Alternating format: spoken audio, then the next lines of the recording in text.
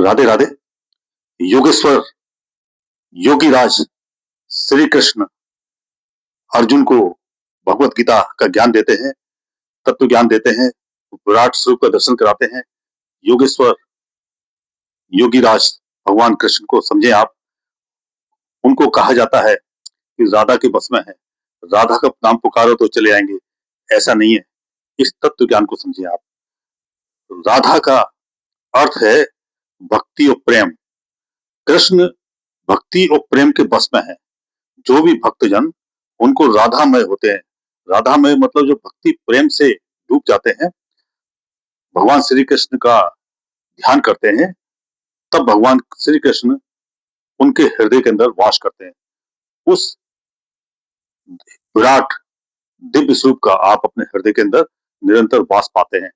तो ये राधामय, आप भक्ति प्रेममय हो जाएंगे तो फिर आपको भगवान श्री कृष्ण प्राप्त होंगे। उनके दिव्य ज्ञान के लिए आपको जो है कुछ योग के रहस्य समझना चाहिए, क्योंकि हमारे जो भगवान कृष्ण है वो योगेश्वर कृष्ण कहे जाते हैं। तो योग के रहस्य को समझे कि हमारा जो ये भौतिक शरीर है, इसके अंदर एक सूक्ष्म शरीर है। सूक्ष्म शरीर के अंदर 7 चक्र तो हमारे योग के हिसाब से हैं। एक 8वां चक्र हमारा जो है वो जो हमारे शीर्ष पे होता है, सुषुम्ना शीर्ष।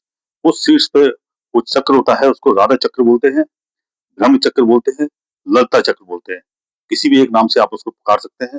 तो वह चक्र पे जब आप अपना ध्यान स्थिर करते हैं, कृष्णमय हो जाते हैं, राधामय होके कृष्णमय हो जाते हैं, तो आपको भगवान श्री कृष्ण की अनुभूति प्राप्त होती है। भगवान श्री कृष्ण आपके हृदय में वास करते हैं। तो उसके लिए आप क्या करें कि आप अपना ध्यान सुषुम्ना शीर्ष के ऊपर लगाएं।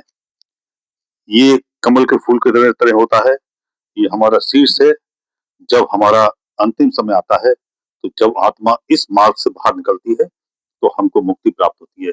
तो हमारा कृष्ण हमारे अनुभूति हमारे अंदर वास करें, वह हमारे अंतिम समय में हमको जो है अपने धाम के अंदर ले जाए।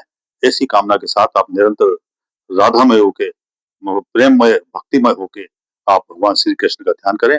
श्वास को गहरी लें। श्वास गहरी लेने के बाद श्वास को रोकें।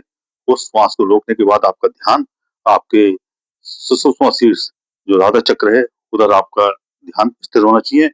इसके बाद फिर आप जो श्वास लेते हैं, वो जितने देर आप उसको रोकते हैं, उस उतने समय आप कृष्ण का जप करें। और कृष्ण के जप के साथ-साथ जब आप श्वास छोड़ देते हैं, तो फिर गहरी श्वास लें। ये क्रम जब तक चलता रहे, जब तक कि आपका ध्यान आपके कृष्ण के स्वरूप में आपका स्थिर है। बहुत से लोग कहते हैं, आज ही मेरी बात हो रही थी कि सर हम तो ध्यान तो लगाते हैं, लेकिन हमारा ध्यान भटक जाता है।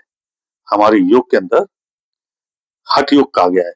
हठ योग में क्या होता है कि जब हम जीभ को अपने तालू से लगा देते हैं और जब हम ध्यान करते हैं, तो फिर आप मान के चलिए कि सांसारिक विषय भोग वासना और सांसारिक जो उथल-पुथल है, इसका जो है प्रभाव आपके ध्यान पे नहीं होगा, जब आपका जीभ तालू से जुड़ जाती है। जब तक आप ध्यान लगाते हैं, आप अपनी जीभ को तालू से लगा के रखें। ये योग के अंदर हठ योग में आता है। और जब हठ योग में आता है, आप जीभ को तालू से लगाएं, गहरी सांस लें, गहरी सांस लेने के बाद उसको रोकें। रोकने में भगवान श्री कृष्ण के नाम का जप करें और आपका ध्यान आपका शीर्ष जो राधा चक्र है, ललिता चक्र है या ब्रह्म चक्र है, इस पे आपका ध्यान रहे। तो आप देखिए अनुभूति आपको परम आनंद की प्राप्ति होगी। जो आनंद अभी तक आपने महसूस नहीं किया है, वो आनंद आपको प्राप्त होगा। लेकिन इसके लिए आप प्रथम जो आपका सोपान है, वो है कि आपको राधामय होना पड़ेगा। राधामय प्रेम और भक्ति से आपको जुड़ना पड़ेगा, तब आप भगवान श्री कृष्ण को ध्यान में पा सकते हैं। और जब उस अनुभूति को जब आप कृष्ण आपके हृदय में कृष्णमय हो जाएगा, तो आप हमेशा आप उनको अपने साथ ही पाएंगे। तो ऐसे भगवान से श्री कृष्ण जो कहा गया है कि उन्होंने हजारों रूप बना दिए कि हर कोई गोपी समझती थी कि भगवान कृष्ण हमारे साथ हैं। तो ये जो रूप है, आपके जन जन के हृदय में कृष्ण का वास होगा। तो आप राधामय होइए, राधामय प्रेम और भक्ति से परिपूर्ण होइए। तो आप ध्यान कीजिए। तो योग का ये बहुत ही रहस्य समझे आप और भक्ति मार्ग पे आगे बढ़े। राधे राधे। जय श्री कृष्ण।